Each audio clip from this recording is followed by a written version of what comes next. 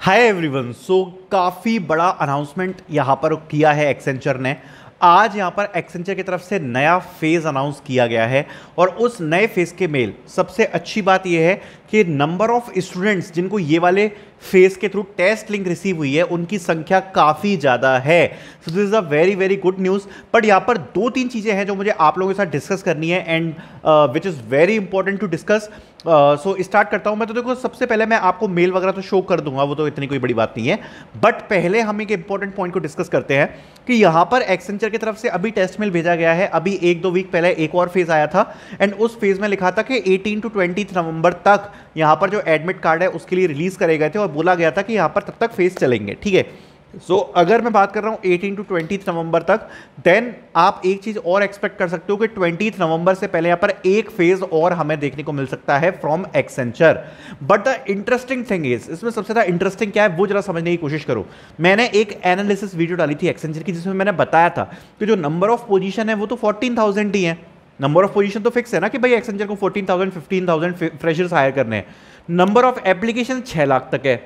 अब Accenture already काफी सारे बच्चों को हायर कर रखी है, तो ये जो नए फेजेस हो रहे हैं इसमें कैपेसिटी क्या है हायरिंग की, वो एक बहुत बड़ा फैक्टर बनता है। बिकॉज द थिंग इज कि बहुत सारे बच्चे दे देते हैं फेज, टेस्ट दे देते हैं, इंटरव्यू दे देते हैं, बट देन दे उनको रिजल्ट नहीं आता। ठीक है, उनको रिजल्ट नहीं आएगा या फिर उनको रिजेक्शन मेल आ रहा है।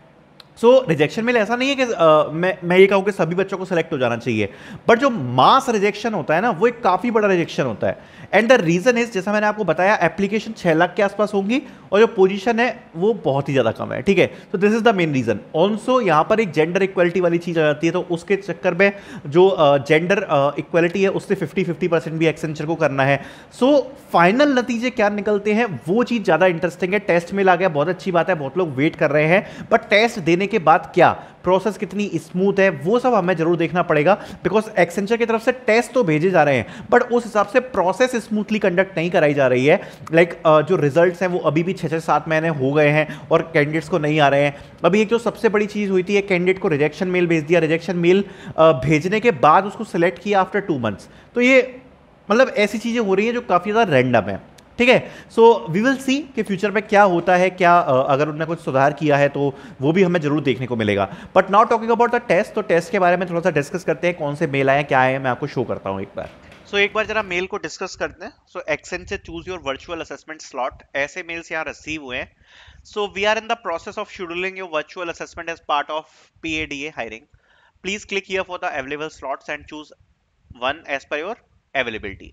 Please choose your slot by 7 November. आपको अपने टेस्ट का स्लॉट चूज करना है यहाँ पर। Now talking about the assessment, so इसकी जो प्रोसेस है वो कैसे रहने वाली है।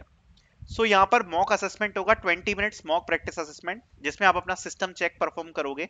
बेसिकली आपका सिस्टम वर्क कर रहा है कि नहीं, हार्डवेयर आपका वर्क कर रहा है कि नहीं, वो सारी चीजें। देन आता है cognitive and technical assessment. You will get 90 minutes to complete this assessment, जिसमें 50 क्वेश्चंस होंगे English ability, critical thinking, problem solving skills and abstract reasoning के ऊपर। देन टेक्निकल असेसमेंट होगा, 40 क्वेश्चंस होंगे common application, MS office, pseudo codes, fundamentals of networking, security, clouds के ऊपर। Cognitive and technical assessment result will be notified within 5 to 10 minutes post completion. You are advised to remain seated and await for result. जैसे ही आप ये दोनों assessments अपने complete करते हो, cognitive and technical assessment, उसके बाद there will be coding assessment. So coding assessment का duration 45 minutes का रहने वाला है, जिसमें आपको 2 questions देखने को मिलेंगे जो आप किसी भी लैंग्वेज को चूज कर सकते हो, like C, C++, .NET, Java, Python वगैरह। ठीक है, तो आप किसी भी यहाँ पर लैंग्वेज को चूज कर सकते हो। देन कम्युनिकेशन असेसमेंट होगा एंड यहाँ पर आपका sentence mastery, vocabulary, fluency, pronunciation, ये सब चीजें आपको देखने को मिलेंगी कम्युनिकेशन असेसमेंट में। ये जो कॉग्निटिव एंड टेक्निकल असेसमेंट है ये पूरा 90 मिनट्स का असेसमेंट एक साथ होता है। उसके बाद जब आप इसको क्लियर करते हो आपको 5 से 10 मिनट में यहाँ पर कोडिंग असेसमेंट आ जाता है।